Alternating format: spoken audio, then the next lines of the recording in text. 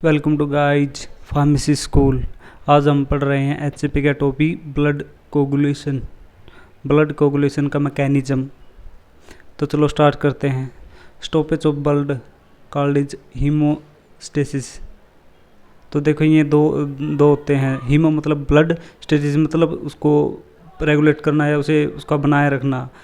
ये वो वाला वो नहीं है। हीमियो जो होता है हीमियोस्टेसिस होता है जो अपने इंटरनल एनवायरनमेंट को रेगुलेट करता है। बट ये हीमो है, ये हीमियो नहीं है, इनमें डिफरेंस है।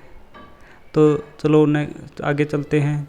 It have 3 process. इसकी जो ब्लड कोगुलेशन यानी ब्लड का जो थक्का बनता है, जो मतलब थक्का बनता है, उसके 3 प्रोसेस हैं। 3 प्रकार से होता है। इसके हम 3 प्रोसेस हमें पढ़ने हैं। Number 1 activation of prothrombin. इसके 2 स्टेप हैं, एक्सटेंसिक और इंट्रेंसिक। नंबर 2 पे है conversion of thrombin and third step है कन्वर्जन ऑफ फाइब्रोनेजिन। शॉर्ट व्यू में अगर हम लेते हैं इसको, पहले 1 स्टेप को लेते हैं, एक्टिवेशन ऑफ प्रोथ्रोम्बिन। ये 2 प्रकार से होता है, एक्सटेंसिक और इंट्रेंसिक। एक्सटेंसिक जो होता है, it is outside the blood vessel. ये जो ब्लड वेसल के आउटसाइड होता है, ये एक प्रकार से शॉर्ट व्यू है। जो अपना एक्टिवेशन प्रोथ्रोम्बिन है, ये 2 प्रकार का होता है, एक्सटेंसिक और इंट्रेंसिक।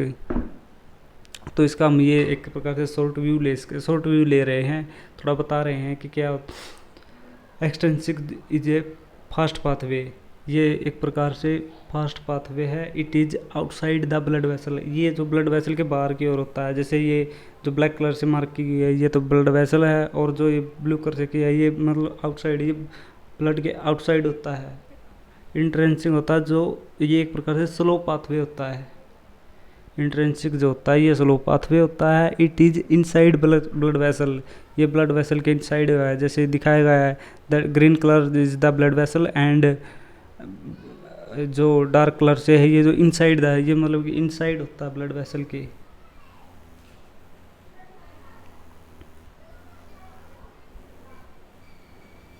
तो चलो हम इन स्टेप्स को पढ़ते हैं। नंबर 1 है जो ये ऊपर देखिए, ये वाला स्टेप है जो एक्टिवेशन ऑफ प्रोथ्रोम्बिन है। It have 2 step. तो इन स्टेप जो इसके एक्सटेंसिक और इंट्रेंसिक दोनों टाइप्स को पढ़ते हैं। Intrinsic started firstly but started extrinsic. जो इंट्रेंसिक होता है वो पहले सेक्रेट होता है, बट चलता एक्सटेंसिक के साथ ही है। तो इसका कहने का मतलब यह है कि जो इससे जो इंट्रेंसिक है, ये एक्सटेंसिक से पहले सेक्रेट होता है। सेक्रेट पहले होता है, लेकिन ये एक प्रकार से स्लो पाथवे होता है। ये मतलब स्लो रिलीज होता है, और मतलब ये चलता उसी के साथ है, निकलता पहले बेशक हो, लेकिन एक प्रकार से स्लो पाथवे है ये, और ये मतलब चलता एक्सटेंसिक के साथ ही है। तो ये मैकेनिज्म पढ़ते हैं हम इन दोनों का। हमें वैसे तो ये 3 स्टेप पढ़ने हैं। इवन नंबर 1 पे जो है उसका हम एक्सटेंसिक और इंट्रेंसिक को पढ़ते हैं। डैमेज जैसे हमारी टिश्यू है, कोई इन्फ्लामेशन हो गई या चोट लग गई, तो damage tissue is release thromboplastin. तो डैमेज टिश्यू सबसे पहले थ्रोम्बोप्लास्टिन को रिलीज करेंगे।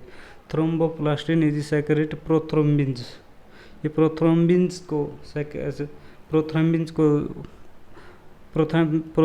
सेक्रेट करेंगे, और थ्रोम्बोप्लास्टिन और प्रोथ्रोम्बिन ये दोनों मिलके इनएक्टिव करते हैं हिपेरिन को। हिपेरिन प्रोटीन क्या होता है? हिपेरिन वो होता है, heparin is blood flow is increase. ये है जो ब्लड फ्लो को इंक्रीज करता है, और इन्फ्लामेशन है किसी चोट लगने पर तो पहले ही ब्लड फ्लो तेज होता है, तो इसलिए इसे इनएक्टिव करना होता है। तो इन दोनों मिलके इसको इनएक्टिव करते हैं, और inactive and catalyse is prothrombin is converted in thrombin. और एक प्रकार से कैटलाइज करते हैं, प्रोथ्रोम्बिन है जो वो थ्रोम्बिन में बदल जाए। थर्ड स्टेज है जो 5 ये वाली है जो ये सेकंड स्टेज थी। थ्रोम्बोप्लास्टिन प्रोथ्रोम्बिन ये सेकंड वाली थी, और ये थर्ड स्टेज है, ये देखो ये वाली third stage convert of fibrinogen, ये है, ये conversion of thrombin second step थी, ये कन्वर्जन ऑफ फाइब्रिनोजन ये सेकंड स्टेप है। तो चलो हम पढ़ते हैं। Fibrinogen is secrete fibrin with the help of thrombin is catalyse thrombin, मतलब ये फाइब्रिनोजन सेक्रेट करती है थ्रोम्बिन, और ये थ्रोम्बिन कैटलाइज करती है, मतलब फाइब्रिनोजन बनने में जो थ्रोम्बिन है वो हेल्प करता है, ये जो थ्रोम्बिन है फाइब्रिनोजन बनने में हेल्प करता है। और फिब्रिन है जो वो इनसोल्यूबल होता है, फिब्रिन होता है जो इनसोल्यूबल होता है। ये जो थर्ड स्टेज में जो है फाइब्रिनोजन सेक्रेट जो ये थ्रोम्बिन होता है इसके कैटलाइज और फिब्रिन निकलने में हेल्प करता है, एक प्रकार से कैटलाइज करता है। तो फिब्रिन इट इज सोल्यूबल, ये सोल्यूबल होता है, लेकिन हमें तो इनसोल्यूबल यानी क्लॉट बनाना है। तो यहाँ पर जो ये एक तरह से 12 फैक्टर होते हैं जो ब्लड क्लॉट में काम आते हैं, वो आप देख लीजिएगा वीडियो में, लेकिन यहाँ पर आपको इतना ही काम है कि आप इसमें यहाँ पर जो फिब्रिन है ये सोल्यूबल है, पर यहाँ पर 12 फैक्टर काम करेगा, और 12 फैक्टर इट इज इनसोल्यूबल और इसे इनसोल्यूबल बना देगा, और इनसोल्यूबल हो गया तो फिब्रिन क्लॉट हो जाएगा। और मुबारक हो, अपना क्लॉट बन गया और अपना खून रुक गया है। तो अगर आपको हमारा लेक्चर पसंद आया तो लाइक शेयर और सब्सक्राइब कर लीजिएगा।